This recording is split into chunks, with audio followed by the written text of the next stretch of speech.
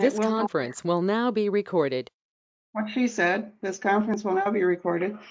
And we're going to post it up on our YouTube channel. So if you have friends that missed the meeting and are interested in, or if you missed something and you wanted to go back and review it, please go to our YouTube channel and search for GreeningUSA, and you'll see that we have 8 other videos up there from our green bag lunches. So welcome, happy May Day, May the 1st. April showers brings May flowers. Thanks for joining us at this very, very early hour. I'm sure that some of us are seizing the opportunity to sleep in these days. I do want to start by sending out some healing and hopeful thoughts to everyone, because we're all suffering to greater or lesser extents with our current crisis, and particularly heartfelt to people who are the hardest hit by what's going on right now. It's so traumatizing to look at the news and see all the suffering out there. So it's just it's hard to convey on this platform, and much easier when you're in person and you can much more easily look at each other. So, the advantage of the in-person experience is that you have the before and after networking, and you have that tasty breakfast that they serve up at the JCC. We're missing out on that. This is definitely the second best platform for meeting, but I'm really grateful that we have it. It's a real advantage at this moment in time. I do want to GreeningUSA acknowledges that we are on the territory of the Onondaga Nation, Council Fire of the Haudenosaunee Confederacy, and we are thankful for their stewardship of our environment. Today's agenda is we're going to get into our Sustaining Our Communities Awards, opening remarks by Chris Bolt, and then GreeningUSA will do our report to members. And then we have the virtual Big Tent, which is the program, and we'll be hearing from lots of organizations about all the wonderful work they're doing. But first, I just wanted to provide a little bit of food for thought. This diagram has been out there for a long time, decades probably, and this is something that has always served as a model of guiding principles for me. It gives me a strong sense of priorities as an advocate. And what this says to me is that human society is on this planet only because there is a natural environment that supports human society. And the economy is there only because human society created it. We invented the economy as a way to deal with each other. And since we invented the economy, we can reinvent the economy. It's not an original thought. I'm sure that a lot of other people are thinking about this, but our economy is clearly not working for the majority of people in this country, when you have so many people sleeping on the street and so many children going to bed hungry and so many people working 2-3 part-time jobs with no benefits, and they're still barely making ends meet. This particular economy is not working for us anymore. It crashed in 2008, it's crashing again, and as we rebuild it this time, I think advocacy groups should really be thinking about reinventing the economy, and I'm sure that the Green New Deal will be a big chunk of that. But if we don't solve the income inequality issues, we're going to be right back in the same boat we were before the pandemic. There is a group out there that is called the People's Bailout, and they are having a May Day of action today. At 2 o'clock, they're going to be live streaming, and they have 5 principles for just COVID relief and stimulus. So they're thinking in terms of reinventing the economy and what that would look like. So I urge you to jump in there and have a look at the People's bailout, you can just go to Google, thepeoplesbailout.org, and check out, they have some simple actions you can take today. And with that, I'd like to turn it over to John to do the awards. Thank you, Diane. Let me start by saying that Greening USA's primary mission is promoting sustainability, the practice of meeting the needs of the present without compromising the future. Sort of echoing Diane's little graphic you just saw. One way to do this is our Sustaining Our Community Award Program. Today, this is our 14th annual awards presentation, even though it's our 16th annual meeting. The Sustaining Our Community Award recognizes individuals, organizations, or specific projects and achievements from the previous calendar year that support the principles embodied in Greening USA's 12 traits of sustainable communities. Initially developed as a community rating system, the 12 traits guidance spans from governmental leadership to community involvement. They include infrastructure, economic development, transportation, social services, education, health and safety, and arts and culture. A truly sustainable community requires the integration of respect for the natural environment, promotion of a strong local economy, and achieving equity in social conditions and economic access. For better or worse, community leaders make decisions and act in ways that affect these for the near or long term, decisions that can either nurture or strangle a community's sustainability. Today, we will recognize 5 such leaders deserving our love and praise for their dedication and service to the ideals necessary to nurture a sustainable Central New York community. Congratulations to each of the honorees on your success in nurturing our community and being selected to join the Greening USA Honor Roll of Sustainability Champions. Trait number 4, sustainable transportation and mobility. A multimodal transportation system must balance multiple mobility options to residents and visitors.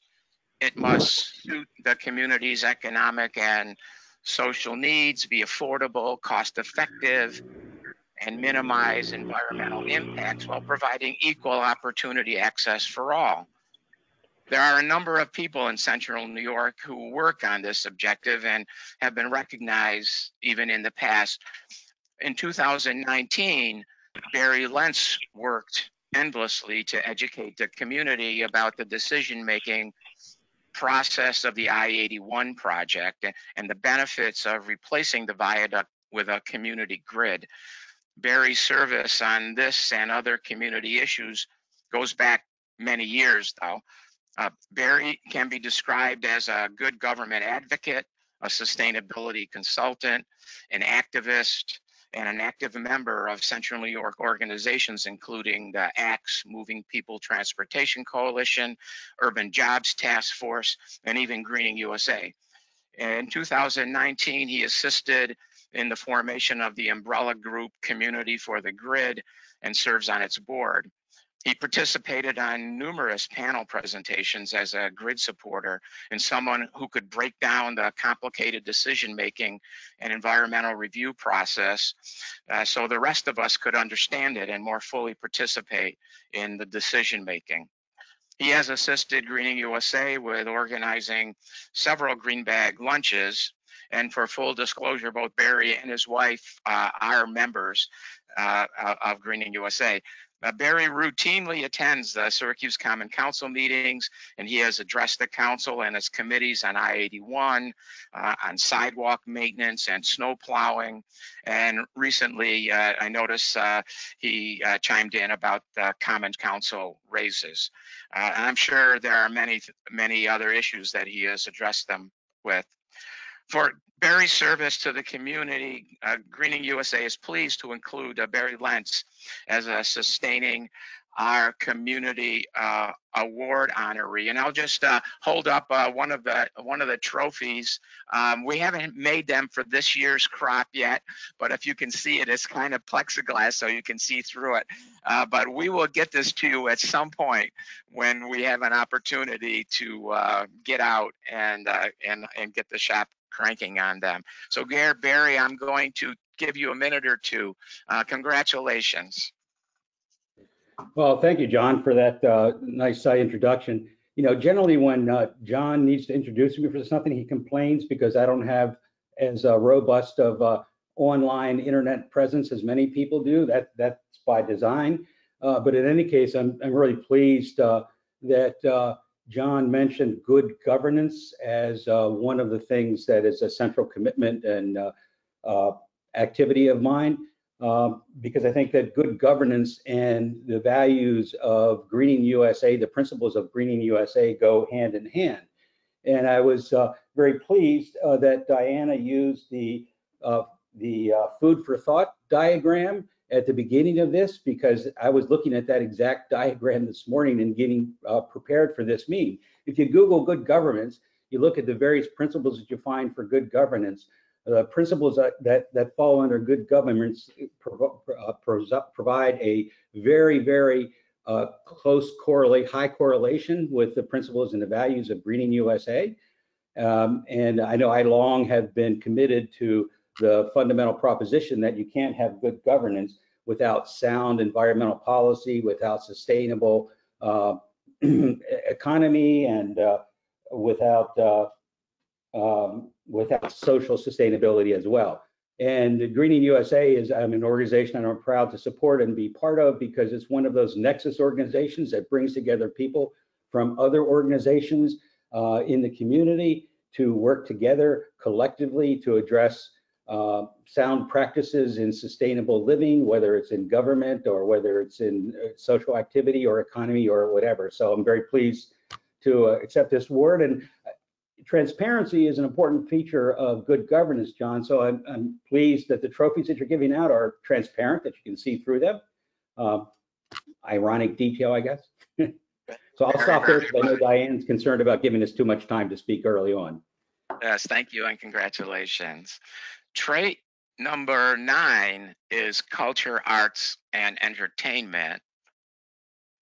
Communities that actively celebrate, create, identify with, and participate in their local heritage, culture, art, music, food, sports, and entertainment will build upon their history, promote a healthy diversity of people, foster creativity, and sustain a valuable community identity, which can enhance cohesiveness and understanding amongst diverse people. In Deborah's case, we see that art can even do more than this. A visual artist, Deborah Dohne, exhibited in Syracuse University's 2019 exhibition, Not a Metric Matters. As an associate professor in SU's College of Visual and Performing Arts, her Onondaga Lake project explored the intersections of art, citizen science, and activism. Of course, this is what artists do. They explore and expose social, political, and even environmental sores. Things buried, they reveal, giving voice to someone or something needing to be heard or needing to be seen. With her work, Deborah entertains us, but also educates her students and the rest of us about what really matters.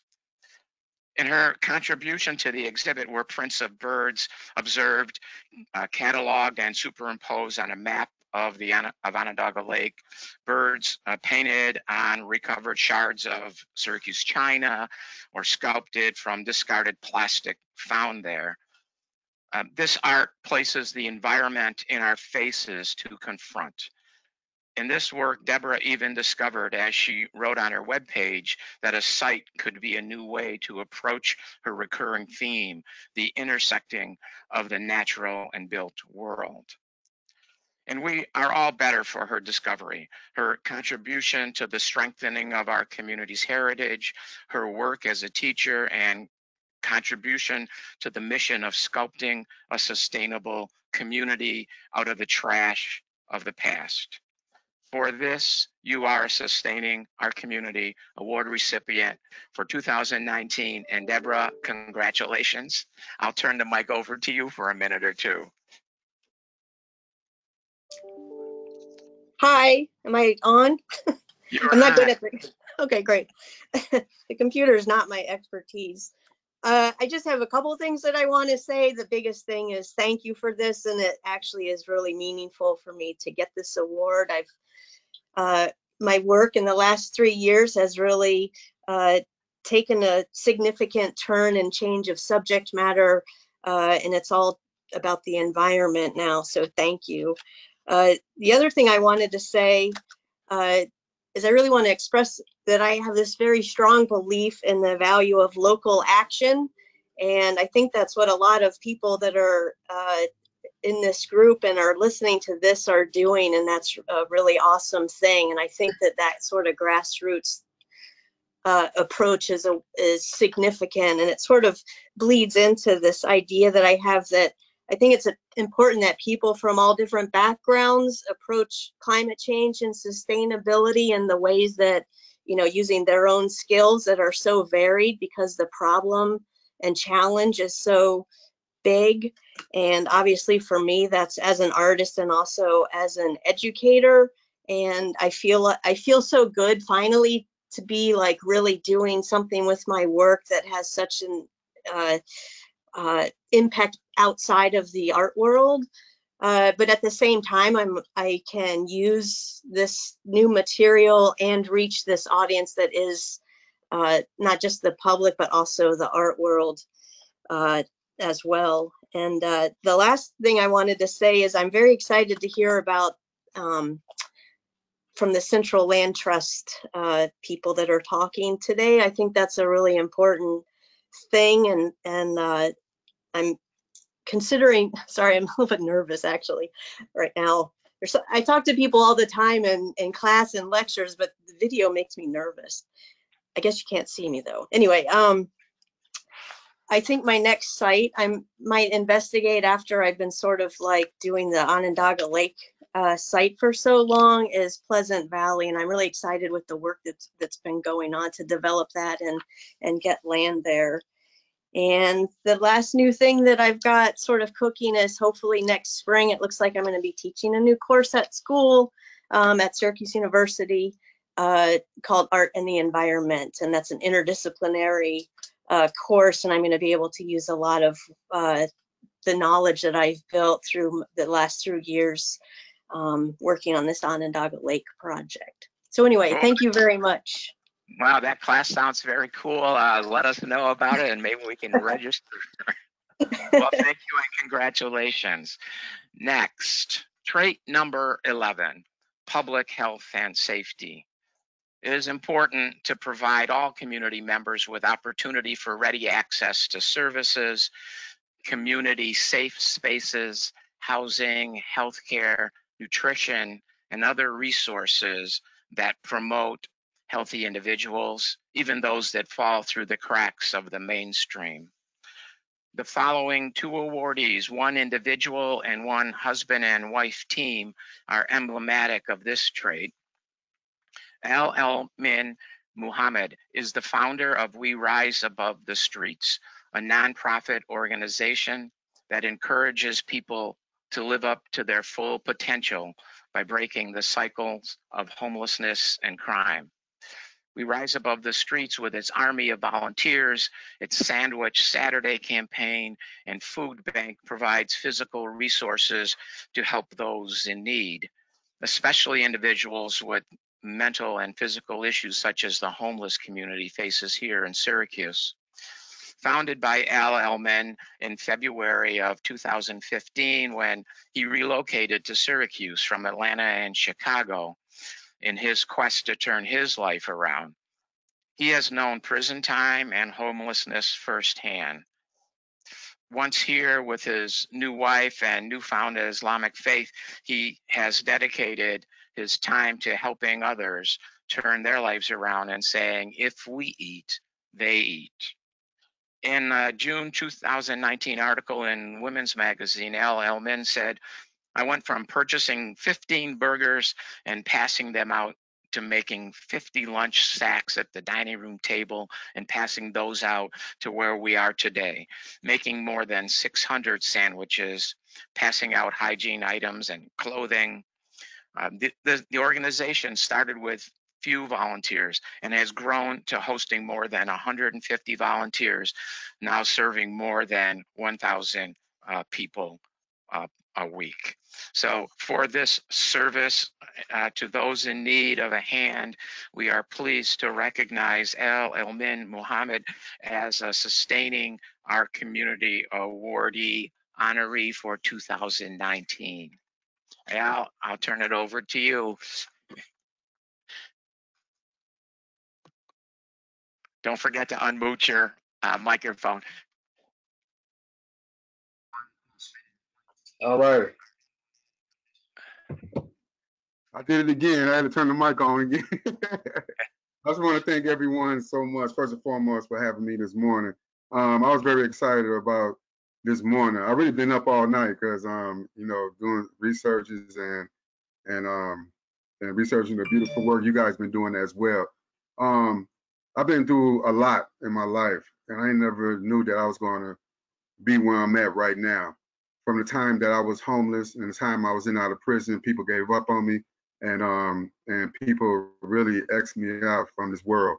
I suffered through a lot of mental health issues and slept outside and slept on park benches, ate out of garbage cans, and been through so much of me being homeless and being from the city of Chicago, going through drugs and alcohol and gang activities. There was one person that believed in me, and hopefully everyone that's watching right now can be that one person to not give up on a person who's struggling through drugs and alcohol or struggling with anything. Just be there for him and do a lot of listening and less talking. This one person was a caseworker. I shared my story to him one day, and he came a little closer to me, and he told me, Al-amin, what you just shared to me was very horrifying, and I'm sorry you have to go through this. And he grabbed me, hugged me, kissed me in my cheek, and told me he believed in me, and told me that one day I was going to change a lot of people, and I am somebody, and one day I will change the world. He embraced me as a brother, a father, and a mentor. And I went out them doors, and I was a 9th grade dropout. I got my GED, went back to college, got my associate, became an addiction counselor, and been mentored by one of the top mentors in Atlanta, Georgia, who's fighting, advocate for homeless community and stop the death penalty and stop the brutality of African Americans, police brutality of African Americans. I've been mentored by a lot of great people, and they taught me about community. I didn't wake up one morning and say, hey, I know about community. I was taught over 5 years to the importance of community. And now I'm so humbled to be in this platform in this city. Somebody called me a rock star at Wegman yesterday. You know, and been embraced by a lot of children.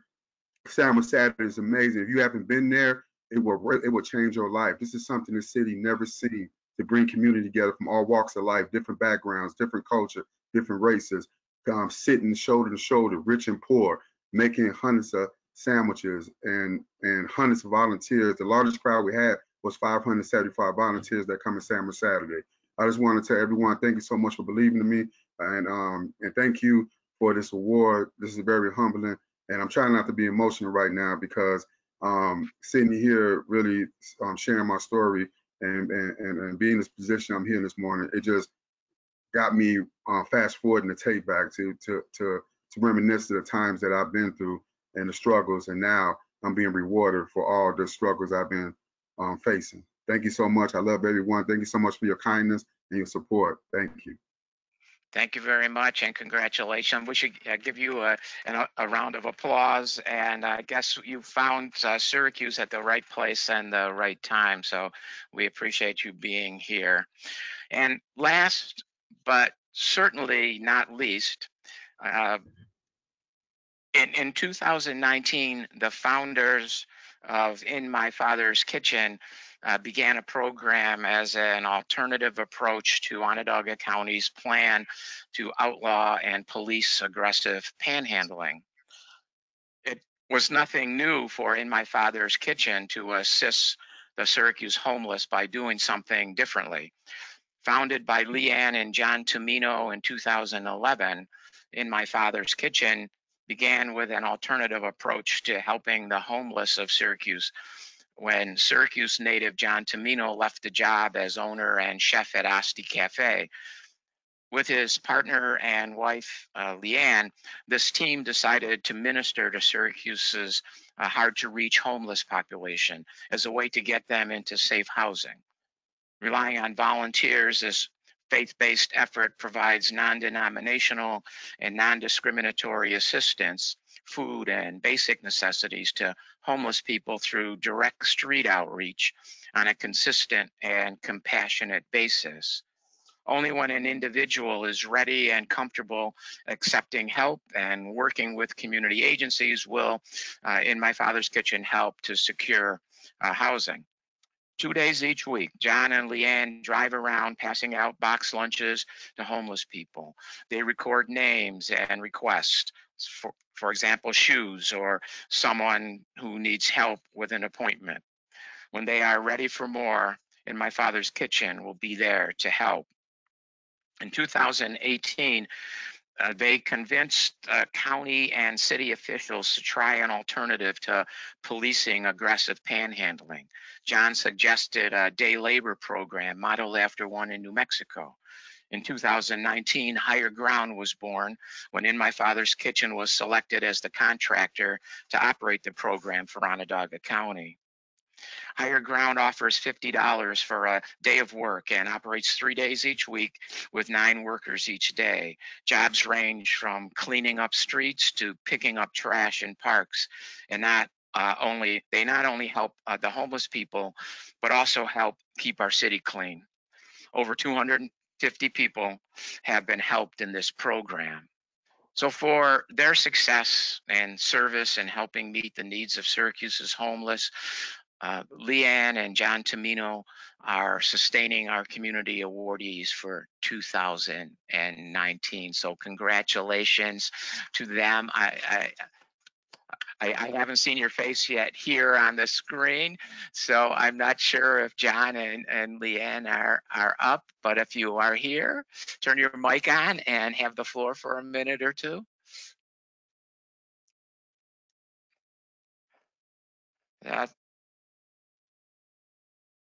I'm scrolling through. I don't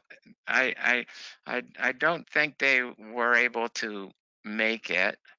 So I will relay our congratulations to them another way. And but I think before I give up the floor, why don't we have a big round of applause for all our award recipients for 2019. And with that, I yield.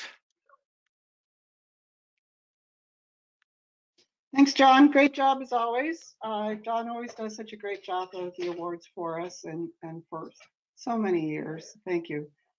We're going to move into our next piece of our program. Dr. Chris Bolt with WAER News and Public Affairs Director has been a really good friend to the sustainable community for a long time, and he has, graciously helped us out with our annual meetings in the past. And I thank you, Chris, for jumping in at the last second when I thought to ask you to say, share a few words with us and insights, from the newsroom at WAER and your experience. So please welcome Chris Bolt. All right, thank you very much. I want to thank GreeningUSA for continuing to have these annual meetings that bring a lot of people together, but also their work all year long. WAER has covered no shortage of green bag luncheons on all manner of interesting topics. Oftentimes those are ways to get really interesting people on the air when there's not an event or, you know, there's not a reason that people are reacting to a state or national or international issue, but it's really good information for people to hear out in the public. I think our audience certainly is interested in such things. Also, congratulations to the sustainability champions, Barry, Deborah, Al-amin, LeighAnn, and John. You know, communities absolutely need people who will individually go forward and be so committed to whatever those causes are. You know, you talk about sustainability in a community. Communities don't sustain themselves without individuals stepping out and doing things for others. I just wanted to talk really quickly about some coverage we've done, some observations I've had about things in the media and in attitudes, and then some just quick thoughts about what to make of all of that. Recently, I've just noticed there's a lot more articles that are mentioning climate change and also using the term climate crisis as interchangeable, which I think is a big shift, and we'll talk about that in just a moment. For example, The Economist had an article, "A Challenge Without Precedent," talking about the climate crisis. Wired magazine, "The Political Promise of Carbon Taxes." Forbes talking about global cooperation on climate change being absolutely necessary. Fortune magazine talking about divestment of fossil fuels by all manner of institutions, and that actually resulted in organizations like BP and Dutch Shell, big fossil fuel companies, making net zero commitments over the long term. GQ magazine, of course, we all look to GQ magazine for our environmental news, but even there, that the climate crisis is already here. The Guardian, climate crisis will make insurance unaffordable for people who need it most, tying in economic sustainability with environmental sustainability. Rolling Stone devoted a whole issue to it. That was Earth Day 50th anniversary related. Vanity Fair had cover stories on it that were really deep dives into some climate issues. So I think that we are seeing a time where there's unprecedented interest and attention on the climate crisis. Another thing we've noticed very recently, and I'm sure many of you have seen or read articles on this, is the connection many are making with the coronavirus and the response to it as a crisis and the climate crisis. Several interviews I did recently, people brought it up without me even mentioning it. It wasn't a question I asked, but it was on their minds that the way the coronavirus is being attacked and the government at all levels is taking action could be a model for how climate change is addressed, especially in the sense of sort of lessons to be learned. For example, the preparation or lack thereof really influences how much problem impacts a community and how we handle it. That government policy is necessary once problems reach a certain level. Many people feel government is evil and should always be smaller, but in fact, that's where policies get changed, and that's definitely a target for change. And that inequality is a huge factor in the degree of impact of any crisis. We certainly know people without in the climate crisis, or rather in the coronavirus crisis, are the worst hurt economically. The same will be true, and it is already true in the climate crisis. To that end, I found other coverage of the same idea. The Nation wrote that if we don't prepare now for the climate crisis, we risk our homes, jobs, and health, just like in the coronavirus crisis.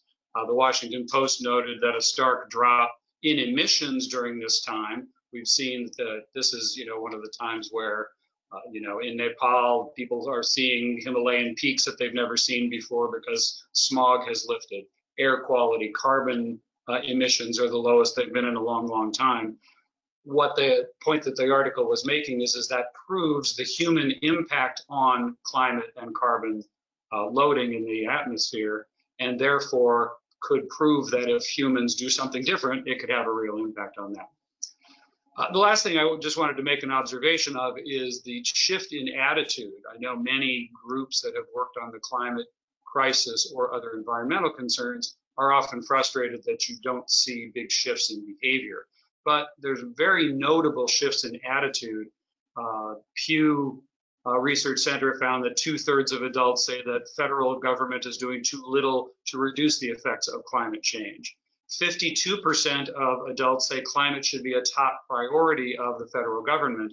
It's the first time ever in this survey, which they've done for years, that that has reached a majority level.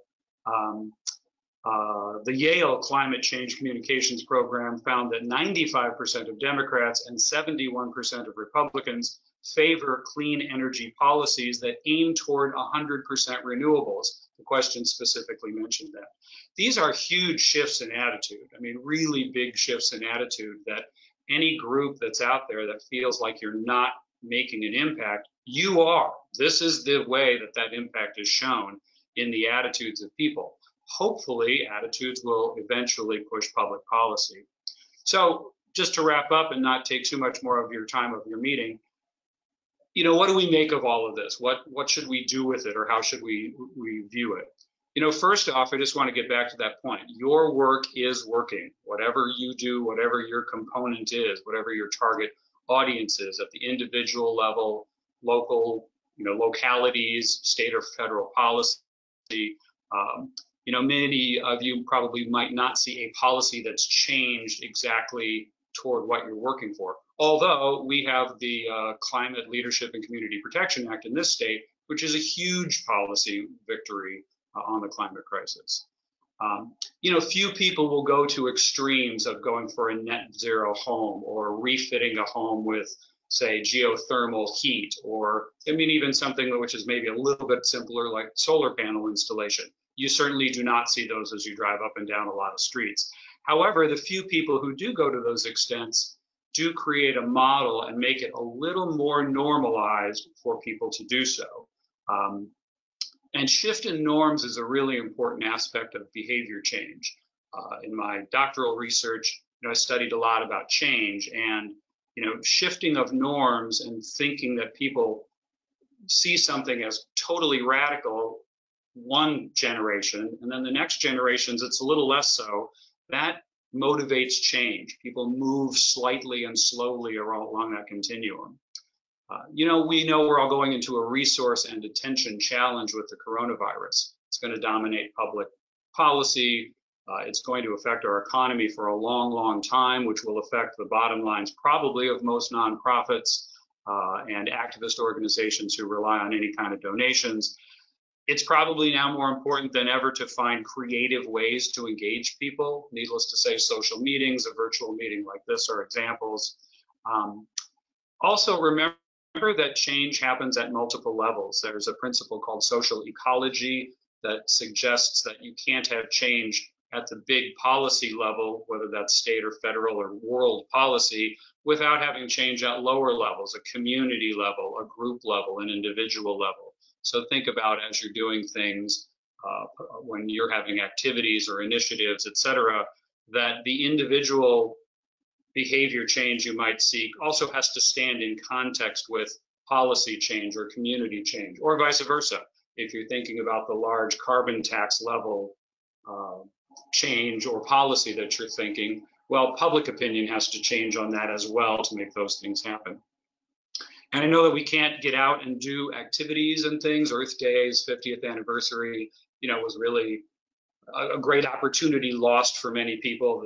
There would have been huge rallies. There would have been immense events, but we can't do that. So maybe now is the time to lobby, you know, even at the village level. I know just recently the town of Manlius changed some laws regarding solar power and the taxes that you pay on your house. Because if you put solar panels on your house and the value of your house goes up, your property taxes would go up.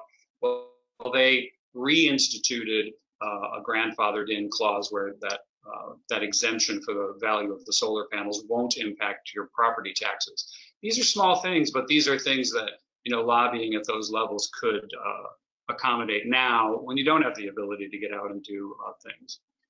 And then actually, just to wrap up, I just want to return to, you know, praising all of the organizations, the work that you do. It's very important. It does shift people's attitudes and norms. It eventually leads to policy change. You know, the amount of intelligence brought to these issues from all different groups, you know, whether you're working on alternative energy or carbon tax or, you know, another environmental issue on the ground, Onondaga Lake, pollution, what have you. These are all very, very important.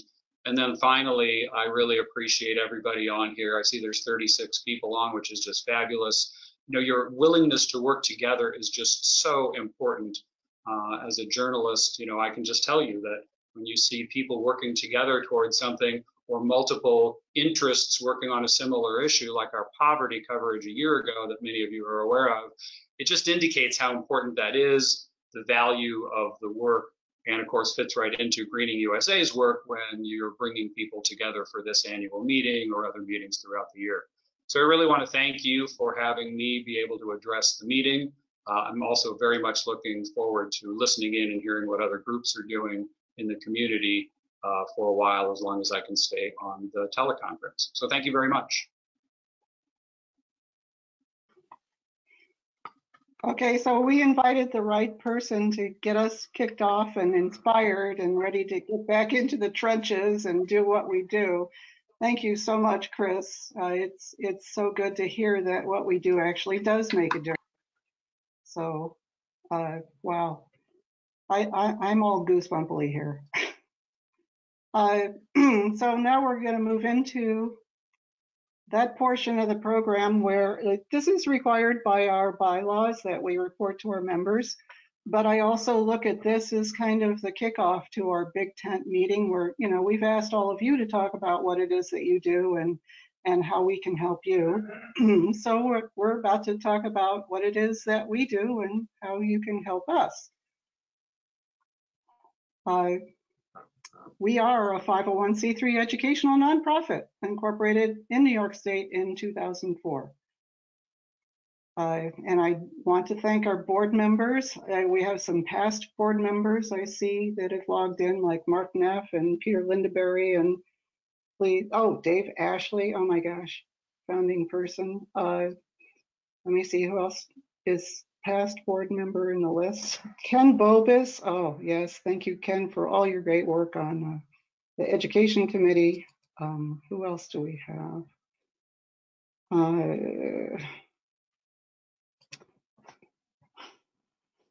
John Przepiora is our current vice president and a founding member, so he's been in this since 2003 when we started organizing. Merrill Corazon is our current secretary. John Morgan is our intrepid education chair.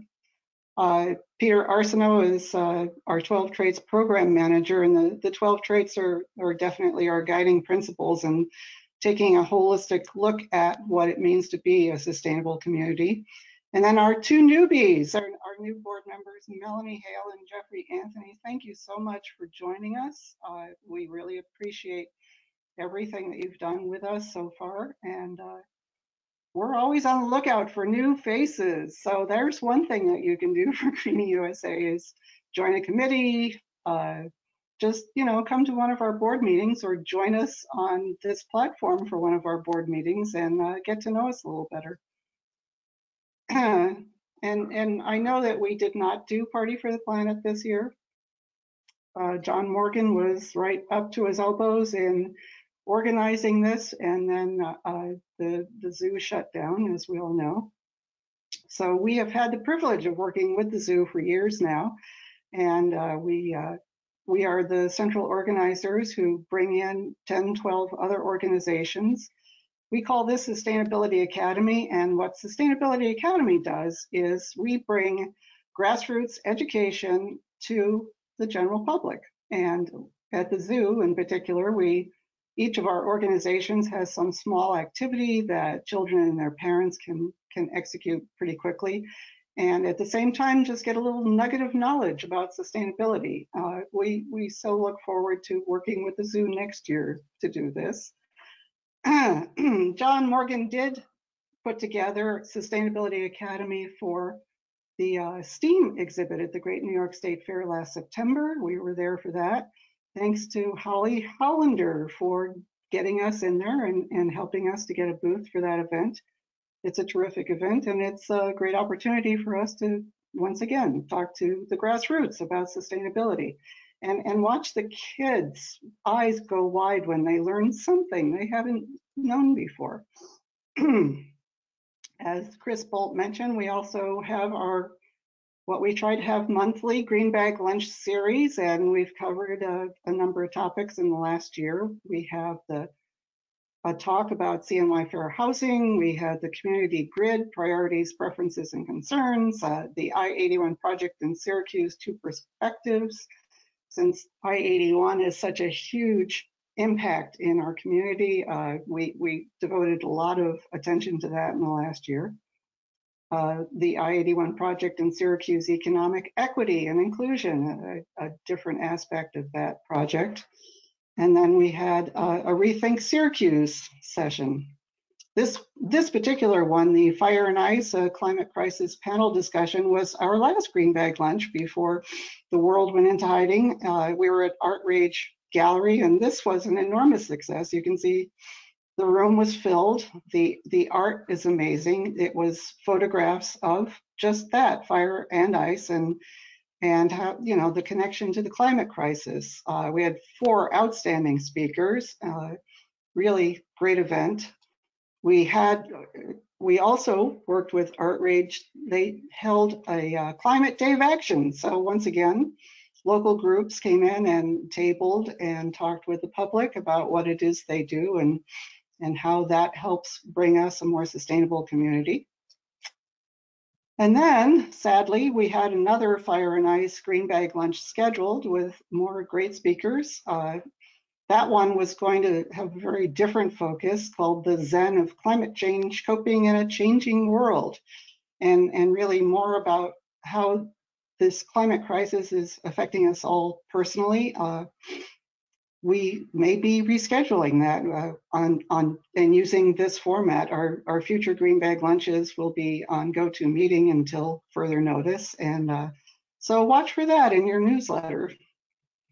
Also, education outreach efforts. For years now, the Save the Rain program has invited us to their Clean Water Fair. So we bring, you know, a day of small activities for children and their parents, again, to execute and learn something.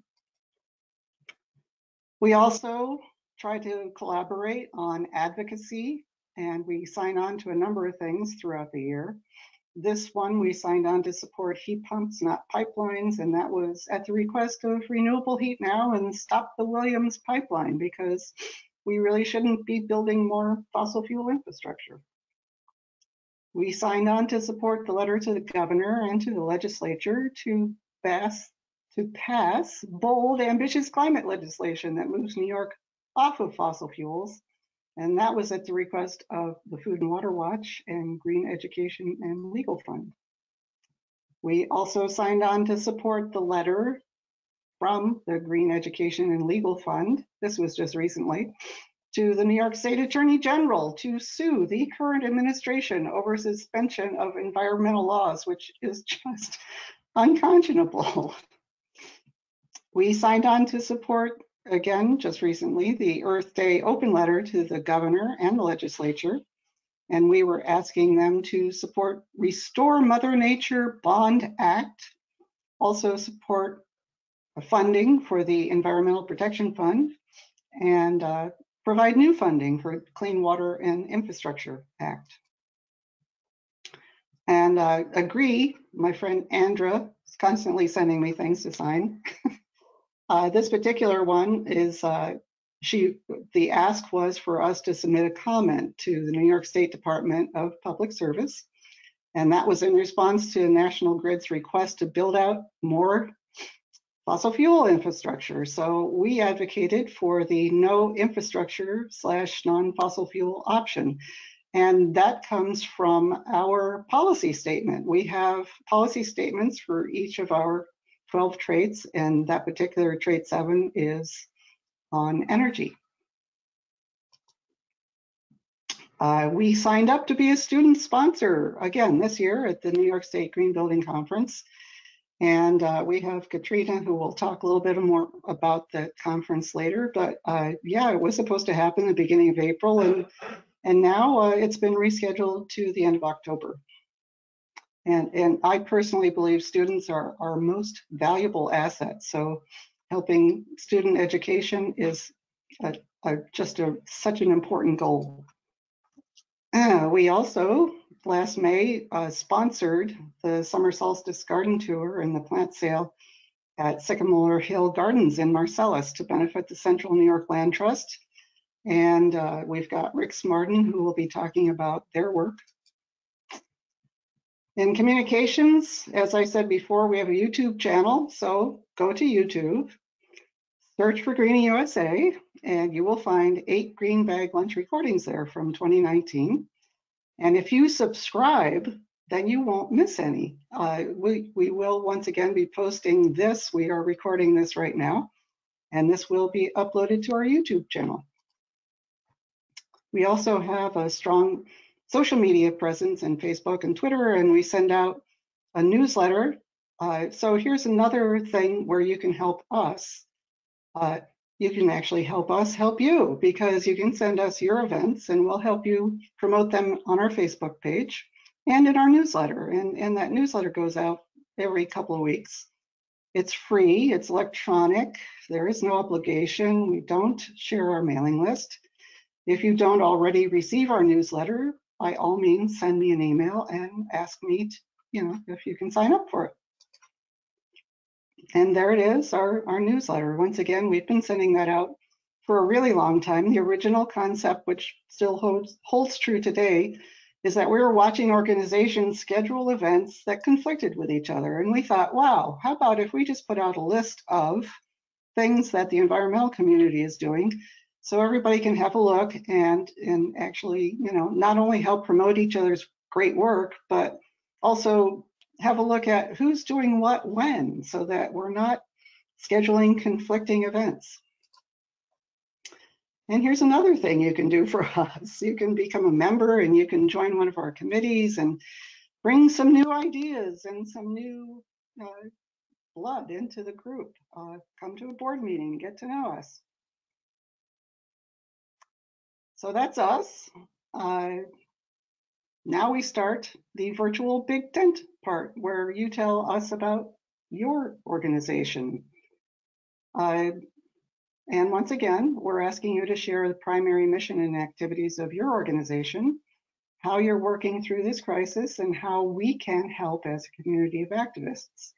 So a couple of things. I noticed I've got 2 notes in the chat box already. Yes, John, I did mention Mark Neff as a former board meeting, and Peter Lindenberry. Oh, and Chris Carrick. Sorry, Chris, I forgot you. They're all former board members. So that's how this works. If you have a question, please write it in the chat box. We will do our best to get to it in the time that we have available to us. You're all behaving yourselves really well because you've got your microphones turned off. And as you come up to be a speaker, please unmute yourself, and we invite you to turn on your video camera. We would love to see you while you're talking. And I could ask one more thing is once again, please be respectful. We have a number of people who want to speak, and we want to make sure they all get in their opportunity. So the first person up is Howie Hollander, who is the President Emeritus of Technology Alliance of CNY, or TACNY. And he also will be talking about the Museum of Science and Technology, which is an absolutely wonderful resource in our community. So take it away, Howie. Thanks, Diane. Thanks to GreeningUSA. Congratulations to the award winners. It's nice to see everybody, such as it is. I was saying before, most of the people called in that I'm retired for the last 4 years, so I sit around the house in my sweatpants and doing nothing. So I've really been well trained for this new normal, and I hope you all are settled into it as well. Diane, are you going to advance that, or do I tell you? Or oh yes, you said there it is. Oh, okay. All right, so answering the 3 questions that Diane had sent to us. First of all, the primary mission of TACNY is to facilitate community awareness, appreciation, education, and technology, and to collaborate with like-minded organizations. I show a timeline here. I heard GreeningUSA dates 2003. We were celebrating our 100th birthday in 2003. All this means is we predate the Spanish flu pandemic. We survived that. We'll certainly get through this and be around for a lot longer. Other than canceling our annual celebration of technology awards and kind of stepping back from our speaker series, although we did just have our first one 2 weeks ago, where we had a combined audience of adults and students, and we talked about some of the technologies that are being used in this fight against COVID-19, and that's available online. Hopefully everybody has seen that, is on our mailing list. If not, tiny.cc/TACNY will take you to a sign up.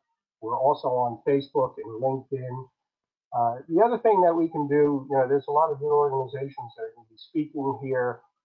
We chair something called the Technical Societies Council. As you can see on the timeline, that was merged into TACNY back in 1963. We will promote your events, those events that are open to the public.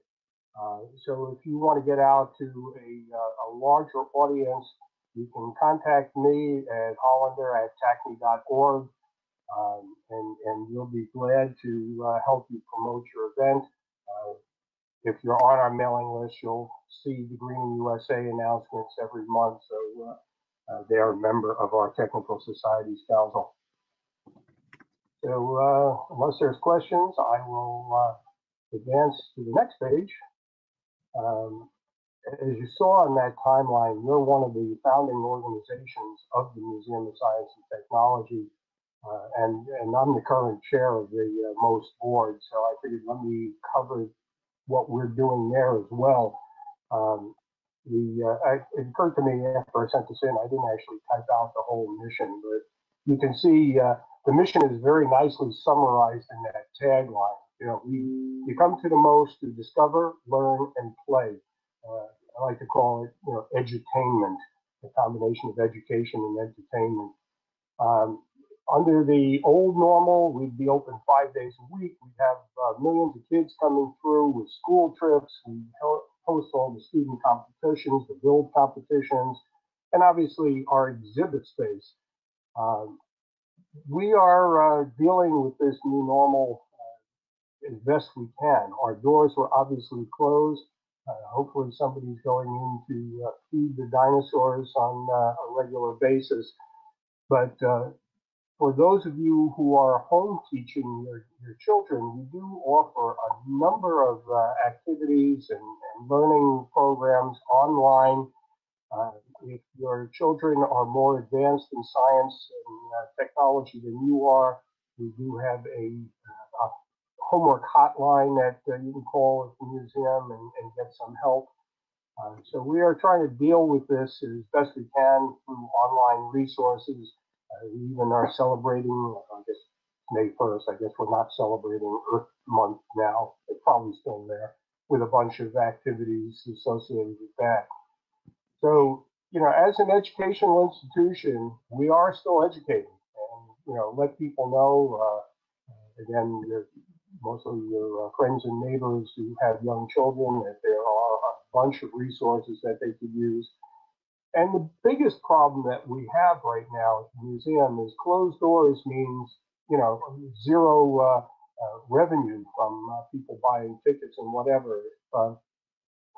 I wasn't going to talk specific numbers, but since our president, Lauren Cochin, was on PK 99 this week and mentioned them, I'll mention two numbers that specifically that she mentioned on the program. We have two major fundraisers, one in the spring, one in the fall. Our spring fundraiser is called Tap Into the MOST. It involves beer drinking and coming to the MOST and having a great time. It's our major fundraiser, and we typically raise about $100,000 for that. We don't know what we're going to do with that now. If we move it into fall, it starts to collide with the other fundraiser called Savoring Science, and will likely end up in reduced revenue. So we're talking about a whole bunch of things that we could do, but likely not generating that same kind of money for the museum. Springtime is when school districts are reevaluating how much money they have, and they send buses to the most. In the spring, in general, we get about 18,000 school kids come, in whatever number of groups that come there. That's a revenue also approaching $100,000 to the museum that we're not going to see this year. So if you're not a member, consider joining. If you have some extra money that you'd like to donate to a science-based educational institution, we will gladly accept those checks and coins and bills and whatever. We will get through this. We will see what the new most will look like when we reopen the doors. Fortunately, we were looking into what that new normal could be before we closed the doors there. So that's my report on the most in TACNY. Thank you, Diane. Thanks, Howie. And thanks for all the great work that you're doing for Central New York. Next up, we have Katrina Searing, and she's going to be talking about an event that is near and dear to my heart. Take it away, Katrina. Good morning, everyone. It's a pleasure to be with you. I wish we were all together. I so much enjoy this event every year. Just a great sense of community, and it's wonderful to be with others who share your values, your ethics, and are really doing a lot to push the envelope in terms of building sustainable communities. I'd like to congratulate all the award recipients. It was really inspiring to hear your stories and to hear all about the great advocacy that's being done. I have 3 small children and not from the Syracuse area, but feel very blessed to be a part of the fabric of this community. So I'm here representing the New York State Green Building Conference, which is not quite as old as TACNY or the Technical Societies Council, but we were coming up on our 18th annual conference this spring that has been postponed to the fall. The mission of this conference is to promote, educate, and support green building design, construction, and processes.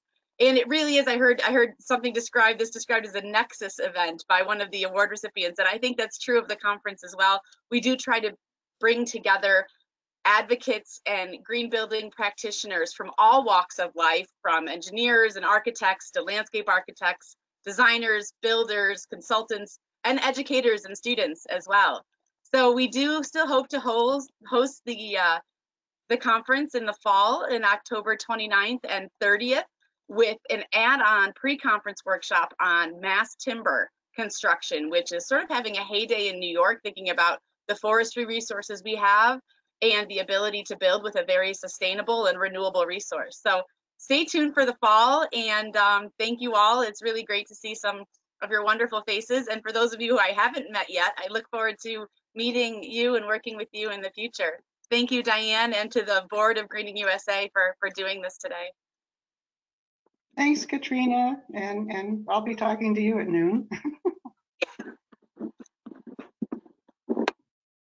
All right, next we have Marion Brown, who has definitely been a good friend to the GreeningUSA for a really long time. She is the director of Wells College Center for Sustainability and the Environment. Marion? Thanks, Diane. Appreciate it. Appreciate the time. Appreciate everybody who's on this webinar, who are all making such great contributions in your own way in your own communities. Diane asked for sort of a snapshot of what we're doing down at Wells College. If you're not familiar with us, we're sort of down in the region. We're down in the southwestern corner, tucked along Cayuga Lake in Cayuga County. In normal times, our primary mission is kind of threefold, but very interconnected and interlinked.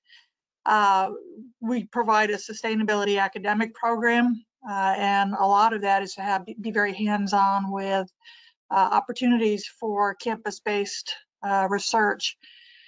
We also work to nudge along our operational folks on campus to become more sustainable, make more sustainable decisions, and take more action, which we've had some good success with. And then the third part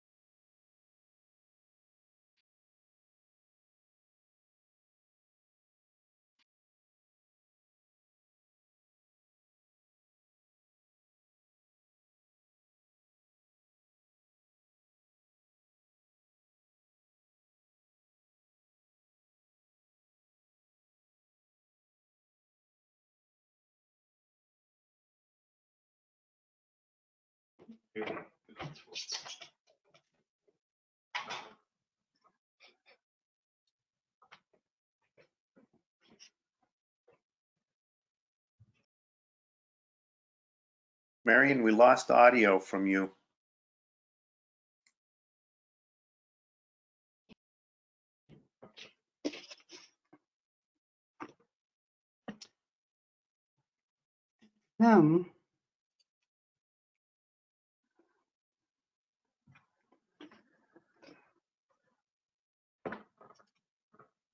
Marion, if you can hear me, we lost your audio.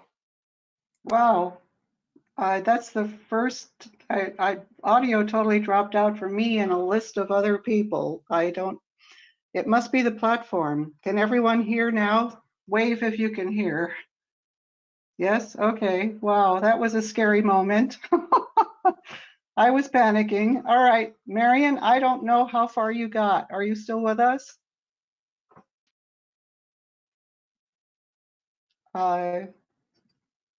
That's the rest of Marion's slides. Can anybody still hear me? Yes, I can. Okay. What happened to Marion? Oh, okay, you're shrugging your shoulders and I see your microphone is on, but we can't hear you.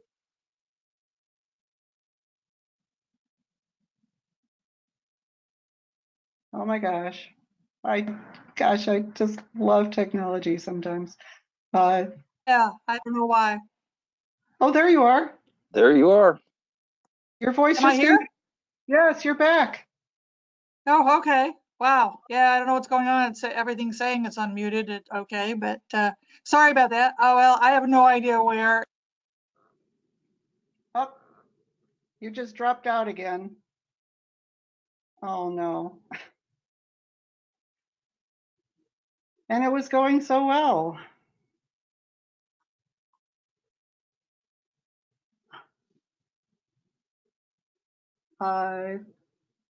Can anyone hear me again? Yeah, we hear you. Yes, we hear you. You're loud and clear, but she has But definitely dropped off again. Marion?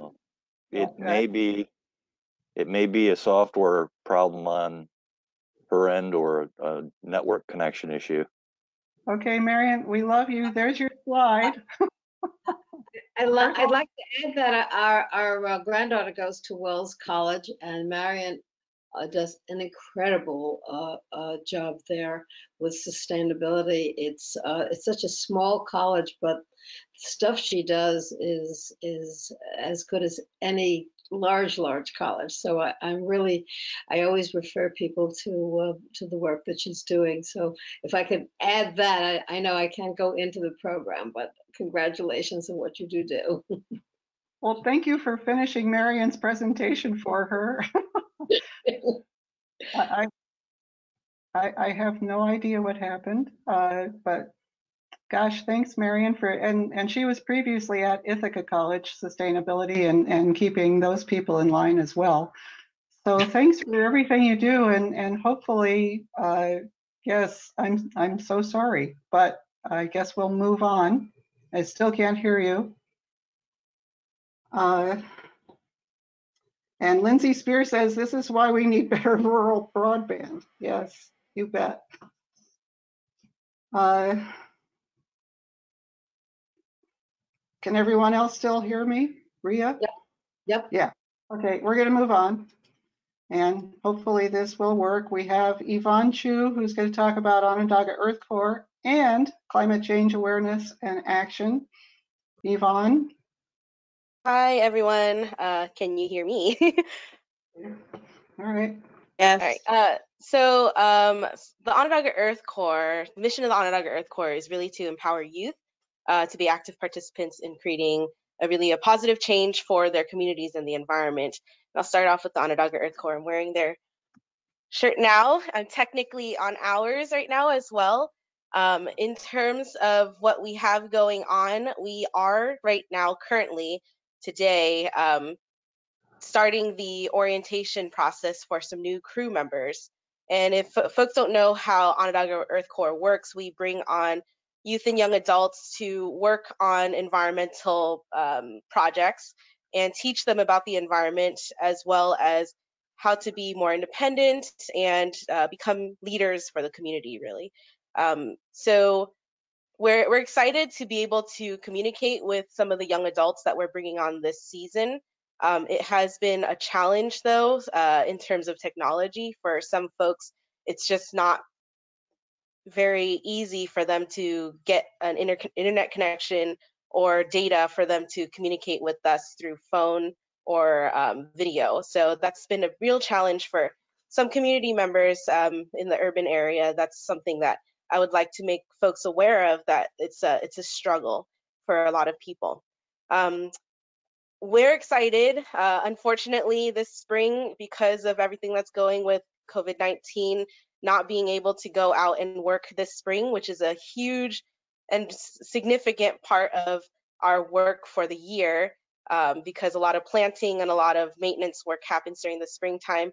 It's just not going to happen. But this year, we're excited because there are a lot of new projects that we are going to be working on. That includes some hiring a new person to help us with natural resources around the creek walk and the expansion of the creek walk that goes further down south, allowing for a connection between the south side of Syracuse all the way up into Onondaga Lake, essentially, with a pathway that allows people to freely go back and forth without interruption of traffic and so on. So that's a big project that we're working on. Another thing is promoting a growth in canopy in the city, and working with the city of Syracuse there to try and get more people involved to support growing the canopy by, I want to say it was like 20,000 trees in the next like 30 years. I can't remember, 10 years. I can't remember the exact dates, but that's something, you know, that we really love. Earth Corps loves trees. We love to plant them. We do plant them all around the city. And if you see us outside doing the plantings and you know, maintaining the green spaces in the city of Syracuse, please feel free to come up to them, those who are working, and encourage them and tell them about and support them in ways by encouraging them. In terms of what others can do for the Onondaga Earth Corps, we do have volunteer events that happen throughout the year, typically during the spring and fall, where we do annual tree planting events and maintenance work. But throughout the year, we've also been encouraging people to participate in the Adopt a Block program, where you can go around the city, help us maintain green spaces, help us keep the city clean by picking up litter and trash, and really spreading the word about what the Onondaga Earth Corps does, and encouraging people to really learn about the environment, especially on the local level. And yeah, I am an advocate of the Onondaga Earth Corps. I came to working with them because I'm such a big fan. Before I was a volunteer and turned into an employee of the Onondaga Earth Corps, because I really, really believe in the mission that they put forward, and I want more people to learn about it. So it's something that I think more people should know about. And if you don't know about the Onondaga Earth Corps, feel free to reach out to me. I don't know if you plan to have any contacts to share after this program or not, Diane, but I'm happy to communicate with you. If you want to have my email address, I'm happy to talk more about what we do and how you can be involved. So that's the Onondaga Earth Corps. Like I said, I'm a huge fan. I think more people should be, and I hope that you guys do see all the crew members out there working really hard this summer. Unfortunately, not the spring, but we're working on them. We're educating them right now. They're learning a lot of stuff. So the other group that I am with and speaking about today is the Climate Change Awareness and Action group. It's a local 350.org group. We do a lot of, you know, in the name, awareness of climate change, and encourage folks to take action on it. Our current projects that we're working on right now is encouraging people to take on the carbon challenge. It's a challenge that breaks down ways to reduce your carbon footprint in 6 different missions, 6 different steps, just allowing you the space and time to really look at different ways you can change the way you might behave now in terms of your everyday, and find ways to reduce your carbon footprint. The missions lay out different steps that you can do, things to look at what you're doing and alternatives to make those changes. So I highly encourage that. There's a Facebook group that is going on. I post things on there every once in a while, asking people questions and how they're doing. I also have a dog that's crying at me because she wants to come up. And it's a great way to educate yourself, and a lot of the ways to take those steps are explained in local methods of making those carbon footprint changes. Another thing that is still ongoing right now that we started for the 50th anniversary of Earth Day is that we put up 3 films on our website that you can watch for free, and that goes until May 8th. So we encourage people, if they want to learn a little bit more about other things that are happening around the world, to go and watch that. It's just a nice educational piece and inspiring for some folks to see what's going on in other places. And lastly, I do want to also say, in terms of advocacy and policy, we are encouraging people to support the CCIA, the Climate and Community Investment Act, to go along with the CLCPA. Right now, the CLCPA does not have a means of sustainable funding. It doesn't really have a way to be enforced, and the CCIA can address that, and highly encourage folks to support that. So whether that means writing letters to the editors, communicating with your local representatives and the state representatives as well, getting people together and talking about the CCIA, the CLCPA, how it works, what it means, and also, looking at those who are being selected to represent how the CLCPA plans out and CCIA plans out, connecting with them and making sure that those who are working to implement those things have everything that should be in place. Those are all things that Climate Change Awareness and Action are encouraging people to do. And that's all I have for that now. But like I said, if I'll put it in my chat box in terms of my email address too. But feel free to reach out to me. I'm happy to talk more. Thanks, Yvonne, and thanks. Onondaga Earth Corps and CCAA have both participated in our Sustainability Academy in the past, so thanks for that. Good work. And yes, excellent suggestion. If you have an organization that you're talking about and you want people to reach out to you, in the chat box, put your email address, put your website, and people will find you. Next, Ria Jaser, Energy in the 21st Century. Unmute yourself, Ria. There we go. Hear me? Okay. I want to congratulate all the winners of the awards today. I was so happily to be a winner of an award years ago, and I have touted that all over the country. So I want to thank you in the past, but for the new awardees, you're all awesome. I'm blown away by the number of organizations here in the county. Besides the symposium, I'm with the New York League of Conservation Voters, and we're doing endorsements now. And I just want to put a real plug in where we endorse those members of the Assembly and State Senate who vote for the environment. So I really encourage everyone to not only to go out to vote, but to look into the records of those they are voting for and make sure that those are the people who will help us in our causes. Last April was supposed to be the 16th symposium on energy. I can't believe it's 16 years, but when we started 16 years ago, renewable energy was just kind of a concept. there were no solar panels on people's buildings and such. It's grown to the point now where this symposium draws people from all over the country to discuss renewable energy, to discuss the potential of renewable energy. It's very interesting that when we started, it was global warming we were talking about. Then it became climate change.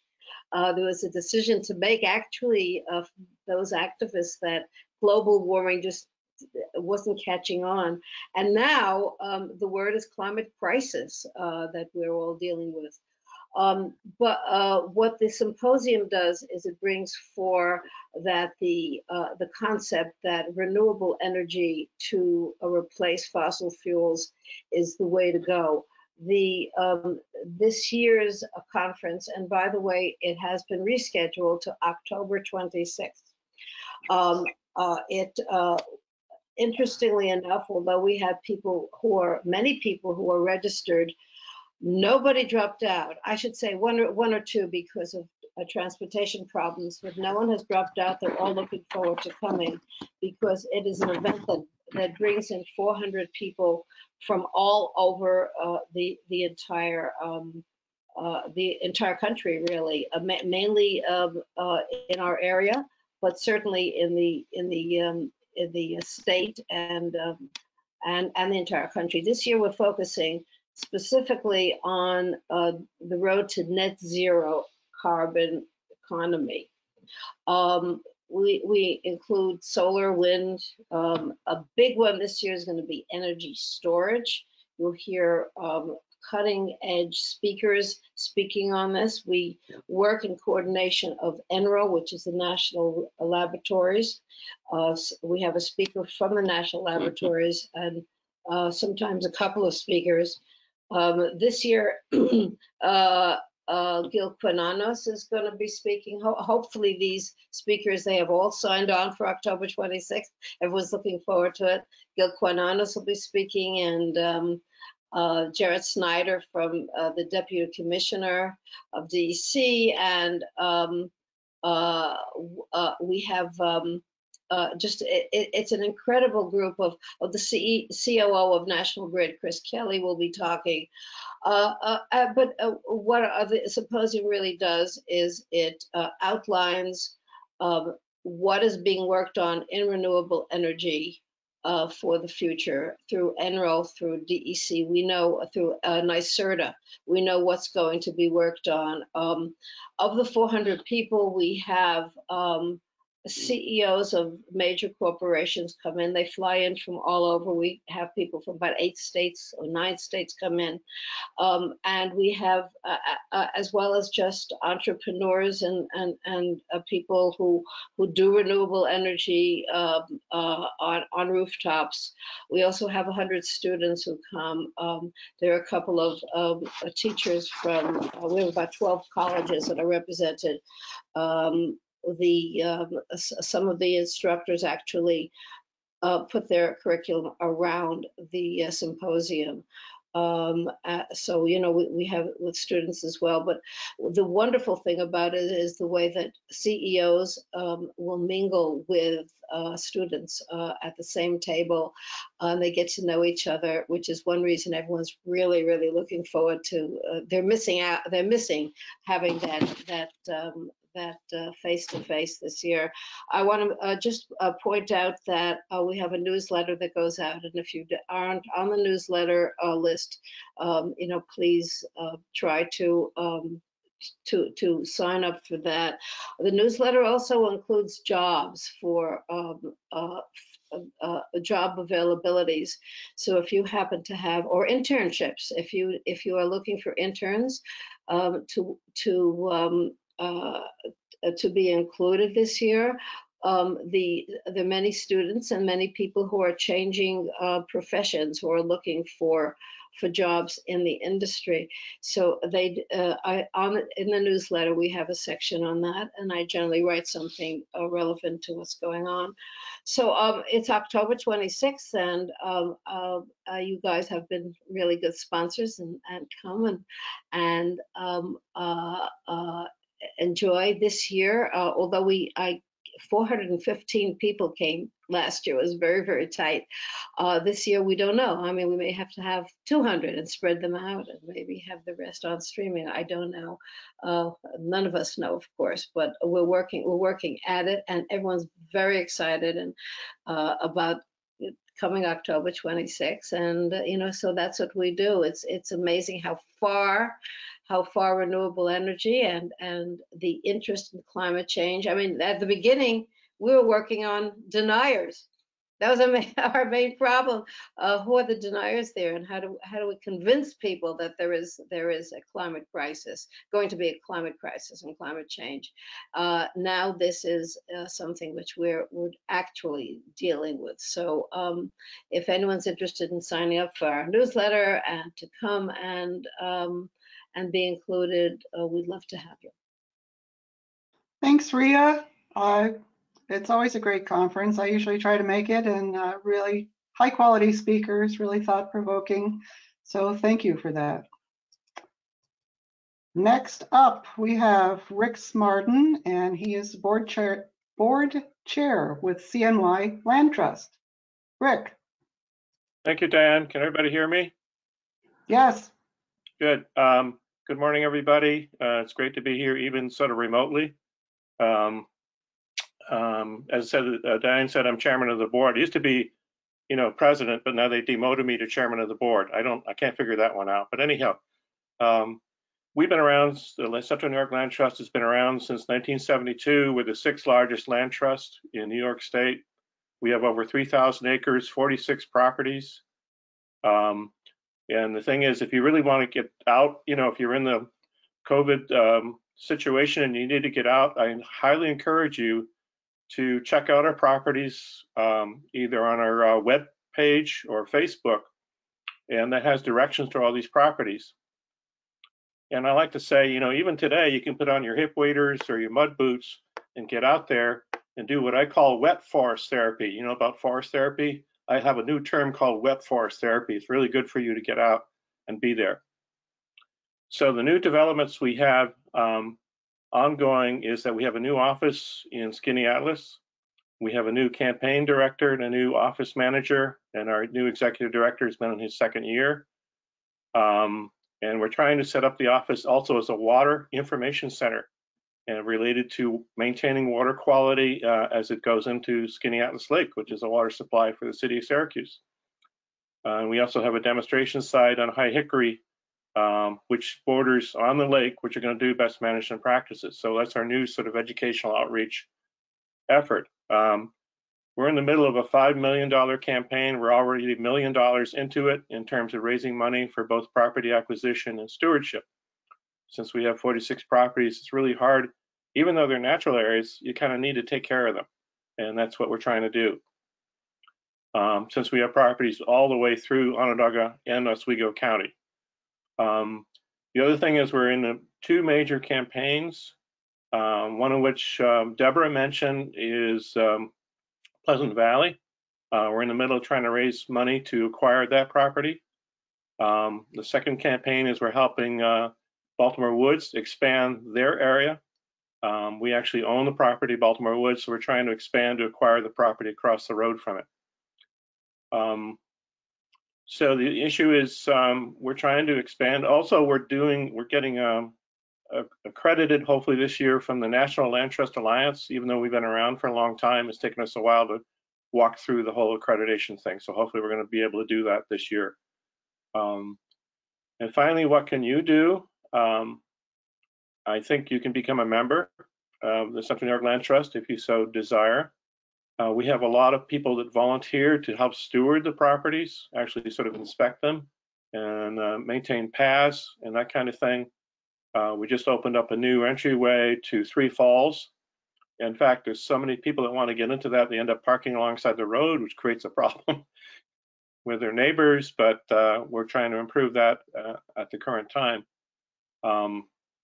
So membership, stewardship, 3, just get out, enjoy the properties. And those are the major things that can be done. And also participate in our events, and also follow our Facebook page, which we put out news quite frequently on that page in terms of exactly what's happening with the Central New York Land Trust. So congratulations to all the award winners. We appreciate the support of Greening USA through the last few years, and hopefully we can work with you all in the future. Thanks, Rick. Yes, this natural area is definitely really important for our mental health. Next, we have Eric.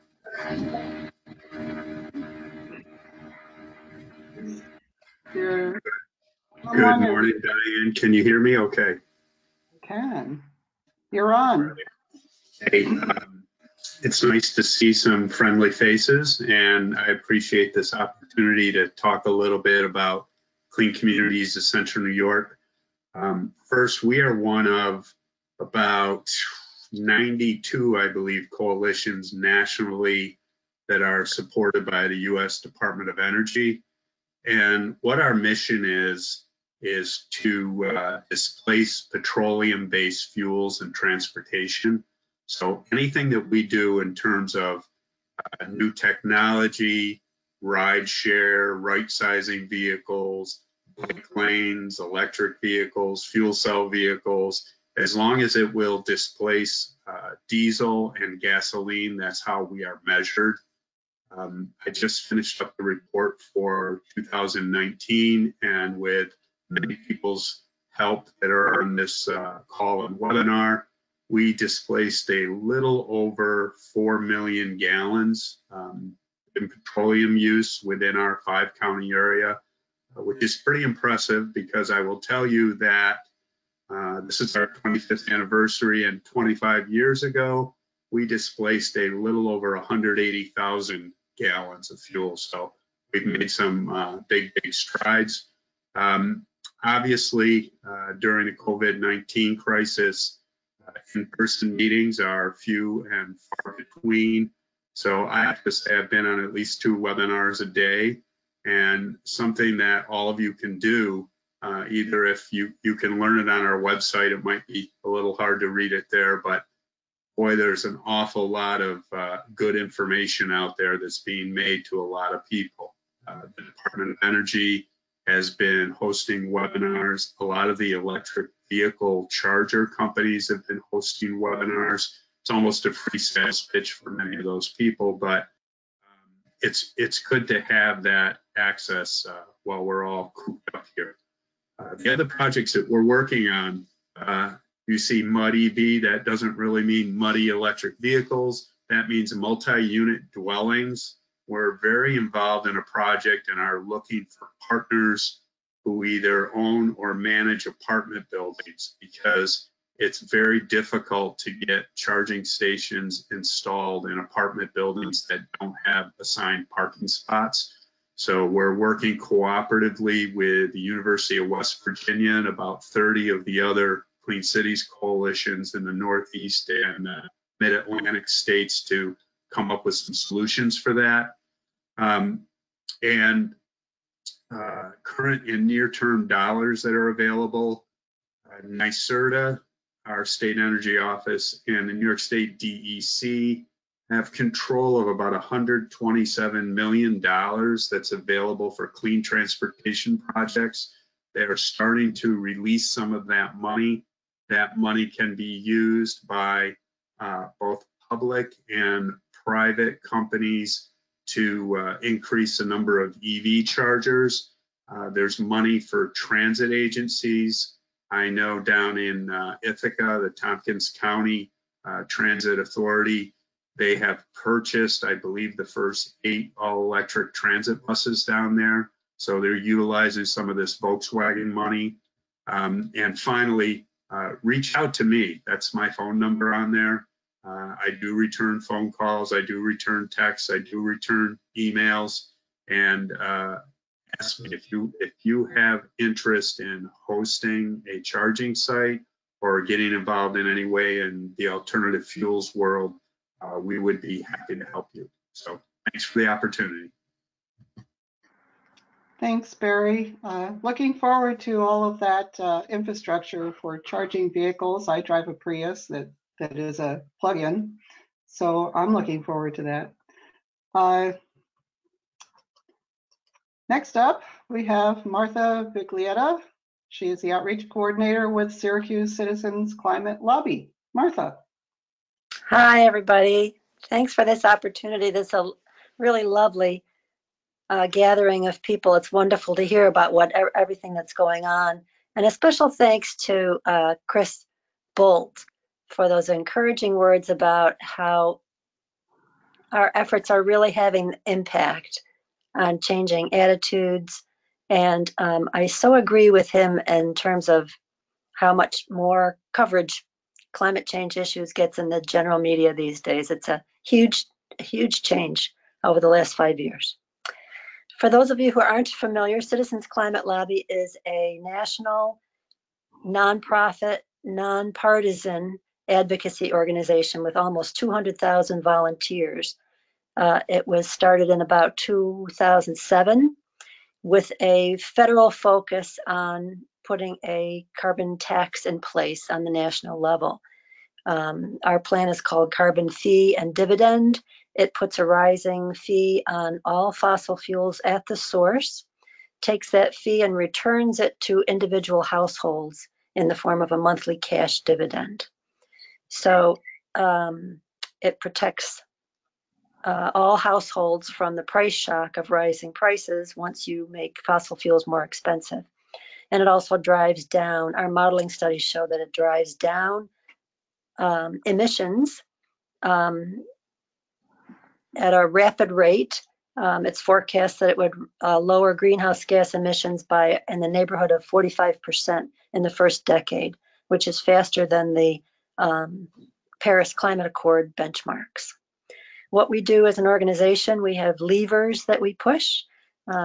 We do one of our levers, our most important lever. Well, all of our levers are important. We lobby, direct lobby as citizens, our members of Congress. No money is involved with this. People don't sometimes get nervous at the word lobby, but we don't make political contributions or endorsements. We just educate and inform and try to persuade members of Congress.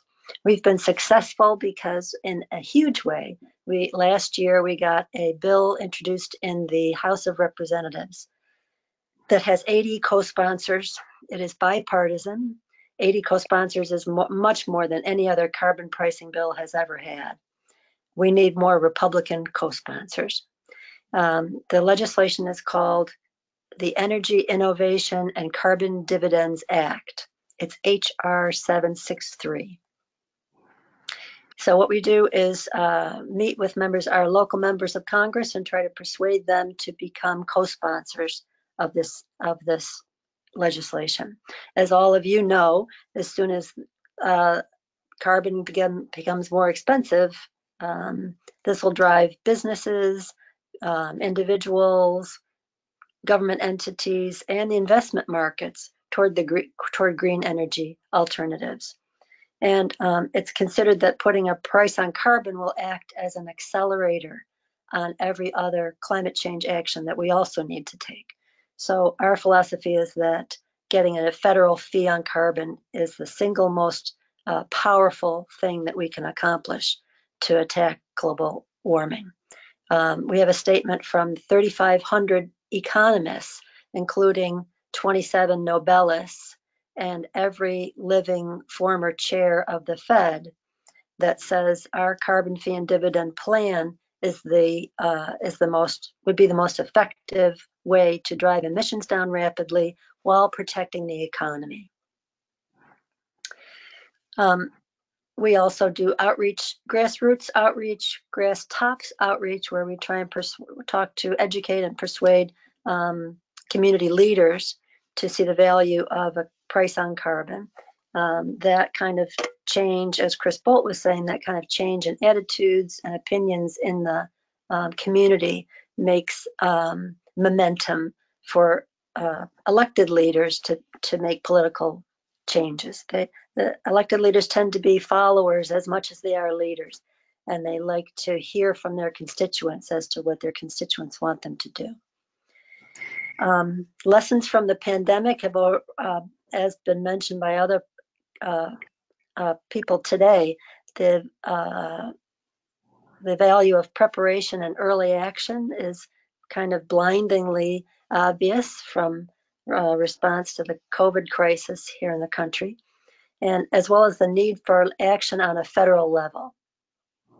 And also, you know, what I take from the COVID crisis right now is sort of that it's so heartening to see that, to remember that we can all come together over a crisis and act as one in our own best interests and for our neighbors. It shows me that we are not as divided as Washington politics would have us believe. We believe that CCL methods are especially effective. They're especially sort of effective even during social distancing, even during the special circumstances right now. We can contact and communicate with our members of Congress and our elected leaders through calling and writing letters to the editor, virtual meetings like this. So continuing our work, we will lose some opportunities for grassroots outreach because of cancellations of events where we can do tabling and so on. But there are plenty of ways we can keep on working in this virtual way, and in the ways that we've always done, websites and phone calls and letters. In terms of what you can do, you can contact your member of Congress, John Katko, Anthony Brindisi, Elaine Stefanik, through their websites. Let them know that you believe in federal pricing on carbon, that you would like them to become co-sponsors. None of them is so far. That you would like them to become co-sponsors of the Carbon Dividend Act, which again is HR 763. Your representatives the idea is you sort of can't fault them for not doing what you want if you're not telling them what you want them to do. You can contact them today. You can also join our call campaign, which is a new endeavor, where you sign up to get, you can go to our website, which is citizensclimatelobby.org. Sign up for the call campaign that will give you a monthly text alert with a little button on the screen. You hit the button, it's an automatic dialer. It will dial your member of Congress, and it will pop up a little tiny suggested script so that you can read that right off if you feel uncomfortable freestyling it on the phone. It's very quick and easy to do, and it gives you a reminder every month to more or less pester your member of Congress over and over and over again. We've met with John Katko many times. He's very interested in the legislation. He's let us know that he's considering becoming a co-sponsor, but he wants to hear from his constituents that they want him to do it. So that's something you could do today. That is my talk. I'm noticing on my slide that Diane helped me make. Thank you very much, Diane. I'm noticing that my email isn't very visible there, so I'll type it into the chat box. Anyone who's interested in knowing more about carbon fee and dividend, the legislation, or Citizens Climate Lobby, totally give me a call. I'd love to talk with you. And thank you again for this gathering. It's very helpful to be reminded of how many groups are working in the area on this essential cause. Thanks, Martha, and apologies. Slides that came in were not entirely compatible with the version of PowerPoint I'm using, and I had to do some reconstruction, which didn't go well in some cases. So You I did a apologize. beautiful job, and I'll type my contact information into the chat box. Thanks, Diane. Yes, indeed. All right, moving on. We have Mary Kuhn. She is Onondaga County Legislature 7th District, and she wants to talk about Fair Maps CNY. Mary. Good morning, everybody, and thank you so much for having me here today. So I'm here today to talk about gerrymandering. You know, so much of what we've talked about for the last couple of hours will rely on political will and political power to get accomplished. Dr. Bolt talked about that this morning, the fact that citizen attitudes can push public policy. So I think we all know that really where real power begins to enact change happens at the ballot box. The slide that you are looking at right here is a slide of Onondaga County and its 17 districts. So every 10 years, new district lines are drawn, and this map was drawn after the 2010 census. We think it could actually stand as a representation of what gerrymandering really looks like. This practice is intended to establish an unfair political advantage for a particular party by manipulating the district boundaries. It amplifies polarization in politics. It limits representation of minorities when a large part of the constituency is not represented in policymaking. It's important. Yeah, I want to make sure that everyone knows both parties have played this game. It's a game that allows a particular party to stay in power. But at Fair Maps CNY, we're saying, we'd like to say game over. After the 2020 census, we're going to have an opportunity to redraw those district lines. And we are calling for a nonpartisan effort to establish an independent, citizen-led redistricting commission to do that. No politician, especially ones who are running in those districts, should be involved in this process. To do this, we're going to need to change the county charter. Our current county charter dictates that our redistricting commission is made up of almost entirely by political appointments of the county legislature.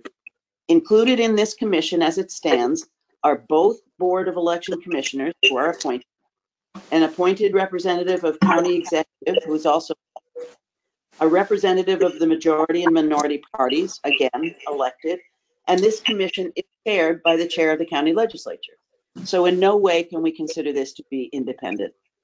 So we've been working, CNY Fair Maps have been working with Common Cause New York. It's a nonpartisan grassroots organization dedicated to upholding core values of the American democracy. Somebody's got their mic on. I can hear noises. One of those core values is voters pick their representatives. However, when districts are gerrymandered, the opposite is true. The representatives pick the voters. So a citizen-led model that we propose to use is called the Austin model. Common Cause worked with citizens of Austin, Texas to enact a charter change and establish a citizen-led redistricting commission. The result of that, when it was actually passed, was a significant increase in the voter participation and a more diverse and representative elected body. I don't have time to detail this process here, but you can learn more by Googling Austin model /redistricting. That's Austin model /redistricting. So at the June legislative session, we are hoping to introduce a local law that will change the county charter. And if this law passes, it will be on the ballot this November, which will allow the citizens of Onondaga County to decide how they want their districts to be drawn. The city of Syracuse went through this process last year. In the spring of 2019, the Common Council passed a charter change, and last November, the proposition was passed with almost 75% approval from all the citizens. That would be Democrats, Republicans, Independents, Greens, everybody. It's a truly nonpartisan effort. So last summer, during the campaign season, Fair Maps CNY asked all the county legislators who were running for office, all of them were running for office, to sign a pledge to support truly independent redistricting. 15 of the 17 legislators signed the pledge, And now we are asking all of you, if you live in Onondaga County, to sign a petition urging those legislators to honor their pledge. I thought that the website would be on this slide, but it doesn't appear to be showing. I'll put it in the chat box. It's www.fairmapscny.org.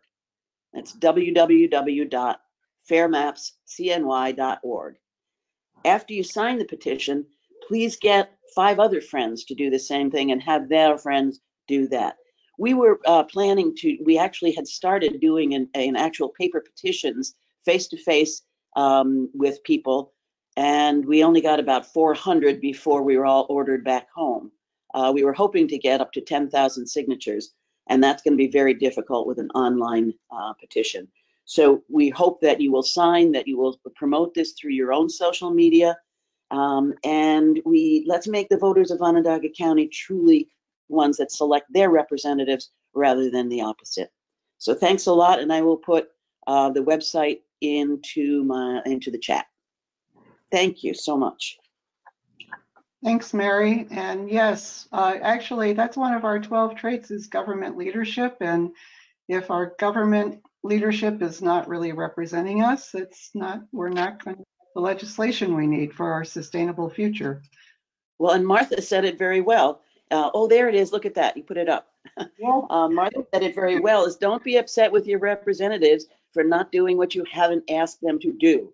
So please ask them to have fair redistricting after the 2020 census so we don't have a map that looks like this mess. Thank you.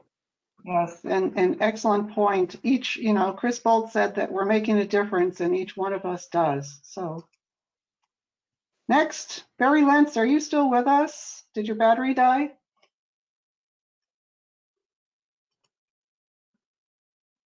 You have to turn your microphone off or on, sorry. Barry, are you with us? Okay, I guess not. I got an emergency message from Lindsay Spear who said, oops, I thought we signed up. So Lindsay, are you still with us? I'm here. Barry, did you just unmute your microphone? No, that was Peter. Sorry. Yeah, I don't know what happened.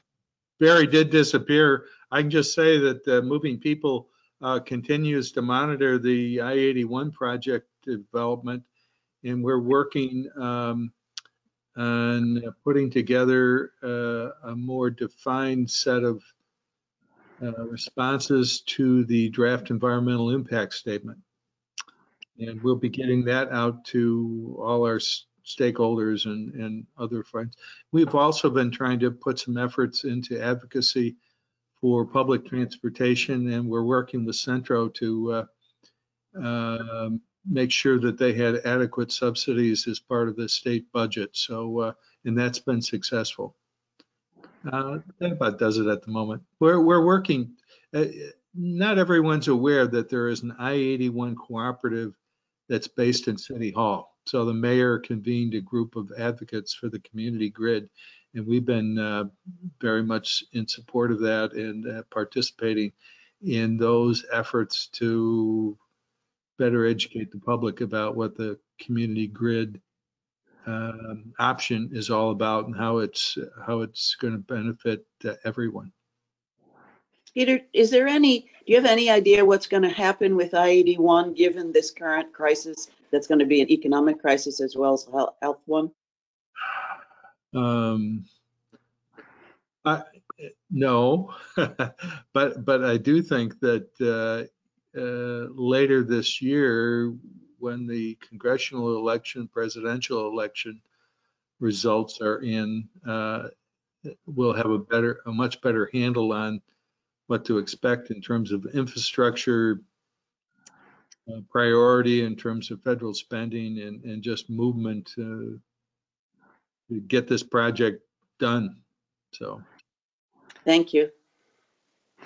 Thanks, Peter. I didn't recognize you in that teeny tiny thumbnail on my screen. So thanks for jumping in. Yeah, no, that's fine. Lindsay, did you want to say something for a few minutes? Sure. And thanks for letting me hop on, even though we forgot to actually confirm that we were wanting to speak. So I'm going to talk for Alliance for a Green Economy, which is a nonprofit I work for, and the Heat Smart CNY campaign. Agree works locally with state and statewide on educating the public about renewable energy and energy efficiency. We're also working to improve the state energy policy and the transition to renewables by participating in utility rate cases and grassroots organizing. We can always use more people to be part of our community of climate responders, so follow us on Facebook and sign up to receive our action emails. All of our staff are Syracuse based, but our steering committee and work is both local and statewide. We're involved in the Renewable Heat Now campaign, the Energy Democracy Alliance, and advocating for renewable replacements for nuclear rather than fossil fuels in the Beyond Indian Point campaign, which is a hot topic right now as Indian Point, one of the reactors, is shut down as of yesterday. And of course, the Heat Smart CNY campaign in partnership with the Central New York Regional Planning and Development Board. We've got a bunch of workshops developed on our energy system that we can present to your organization or group as online teach-ins. In this era of COVID-19, Heat Smart CNY has gone all online, and we're doing webinars and gearing up to do a lot more organizing on digital media. Over the past 2 years, we've had over 800 participants in Heat Smart CNY, including a number of the people on this call, over 190 site visits, 67 homes that have improved their energy efficiency through insulation or heat pumps, and we're working across all 5 counties in Central New York. We're still taking enrollments, and so please do share our information. Please share links to our webinars. The installers and the state government are looking to our campaigns and the campaigns like ours across the state to really help line up jobs for the green economy and for the installers to get back to work as soon as they can. And along those lines, there's new incentives available for residential, commercial, municipal, and even industrial buildings for switching to energy efficient heat pumps. And New York State is offering 0% interest loans now for energy efficiency improvements, specifically to help build this green recovery for our economy. Our website's heatsmartcny.org, linesforgreeneconomy.org. And one other ask is, if you are feeling guilty about some of the travel you did in the past year, the Finger Lakes Climate Fund is paired with us to offer carbon offsets, and the money put into the Climate Fund, particularly on the Central New York team, goes to help us help low to moderate income households afford energy efficiency improvements. So insulation, air sealing, switching from fossil fuels to efficient electric heat pumps. And we're always looking for more people on our steering committee and volunteers. So feel free to get in touch. I'll put the emails and website in the chat. Thanks. Yes, please put all that outreach information in the chat box. And thanks, Lindsay. The retrofitting of existing buildings is just a huge piece of the puzzle that we need to solve. Next, Bob Haley. Hi, Bob. Hi, Diane. You get to finish up the program. So thank you. You're very generous. I've appreciated this big tent that you've all put together. It's great to hear a good long discussion of such significant meaning. I put up this one slide here as kind of a thematic thing, and I can see it's not totally registered small bits.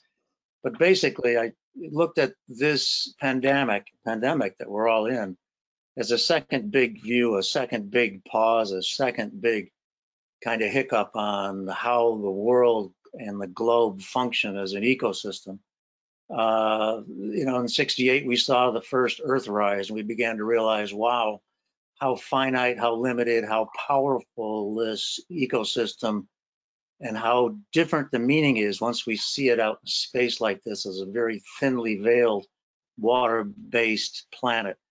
At the same time, the second slide shows our world connectivity today, and all of these are traffic and transportation routes for business, travel, whether it's vacation, but it's also the supplies of goods and dollars in our economy that is currently paused, if not substantially rerouted.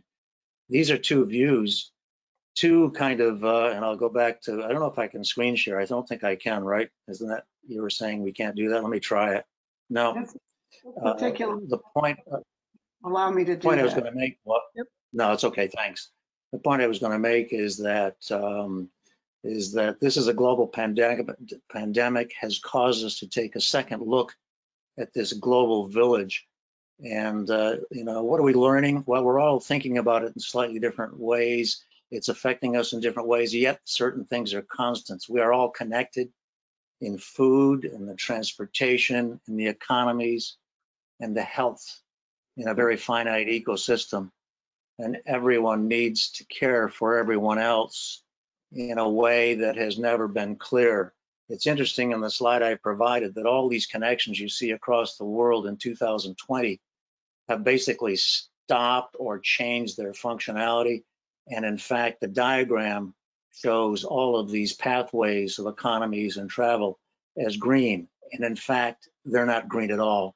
They're probably just the opposite of green, because they are sucking and draining and misusing global resources for the lowest dollar production in the economy. In other words, low labor, whatever it is, low buying materials.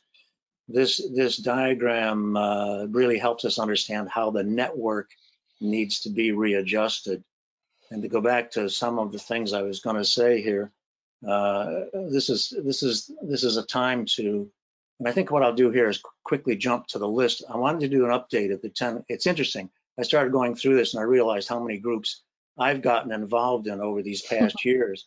And it's actually a quick report. The AIACNY I-81 task force has been working for 9 years on the bringing smart growth development concepts for Central New York to the DOT team. Architects and planners and designers like Dave Ashley and Diane and others know sustainable techniques and methods that are effective, that can save materials and energy. Rezone Syracuse, the city of Syracuse with partners, is redoing the zoning to bring smart growth planning, how to use water, how to do streetscapes into the city planning code. And it's changing land use maps, types of density, and these things are currently happening right now. The moving people transportation that Peter and Barry mentioned earlier are advocating for, supporting urban and suburban public transit for all. BRT, Bus Rapid Transit, working with Centro to support that system, but take it further than the current planning so that it becomes a Central New York regional transit master plan now, plan for the future now.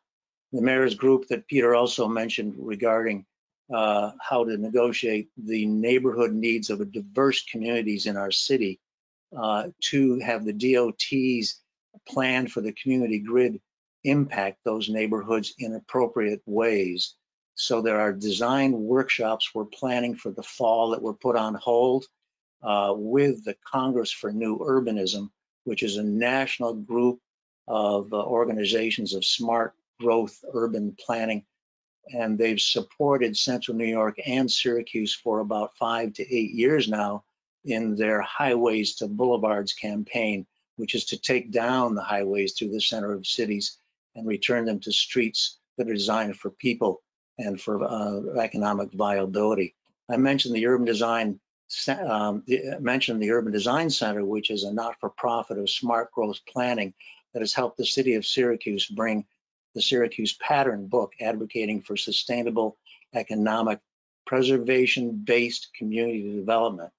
Also, the Syracuse Landmark Preservation Board has protecting great buildings, materials, and city history, such as the current Temple Concord that is being saved and promoted for future development by using these resources of great architecture in our community.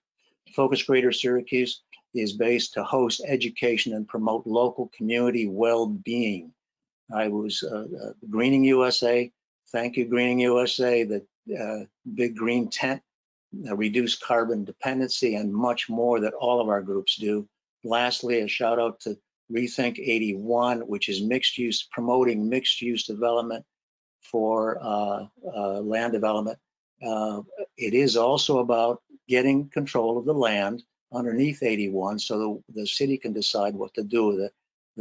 That land issue is still not decided by the DOT. They are not letting that come to the community.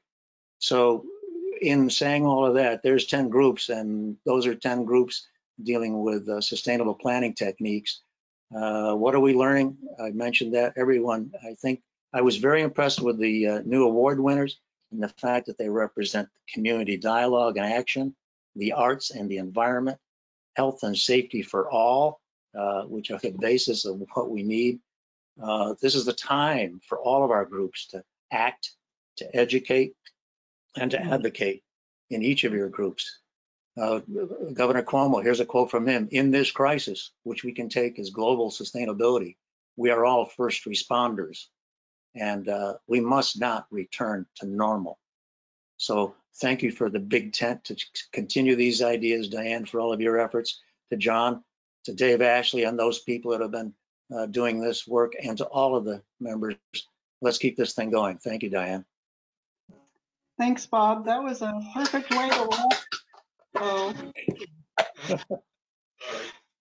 as my husband's phone goes off in the background. So I think Bob just really hit it on the head. And I want to go back to something I was chatting with Al-amin about in the beginning was this is a great community. He said that. He is a transplant. I'm a transplant from over 20 years ago or 30 years ago.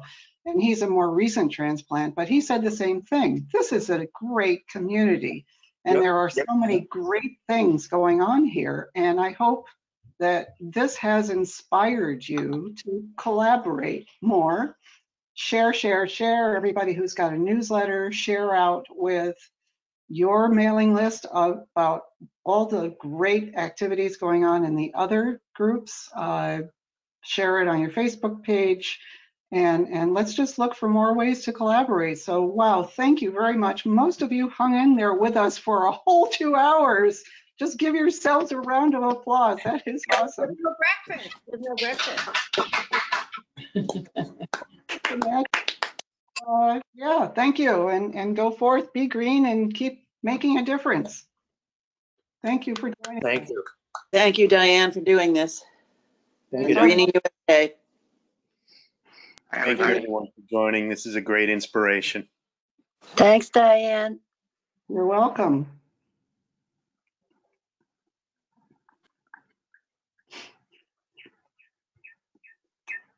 So everybody go forth, take a walk outside.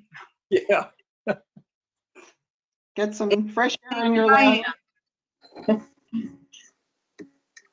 Hi, Chris. Diane, John, thanks for putting this all together. This was awesome. Yeah, thank you. Thank you, Diane. Pleasure. Okay. That sure cuts down on our footprint for carbon output, being able to do this virtual. Yes. Yeah. We can sit here in our coopers. It would have been wasteful to come from Florida to do this. Oh, yeah. Okay, this is Howie. I just finished reviewing the whole chat session. I'm out of here. Thanks, Diane. Okay. And everybody. I'm headed to goodbye. All right. Okay. Bye-bye. Be safe, be well, stay home, stay out of crowds. Thanks. Bye now. Bye-bye.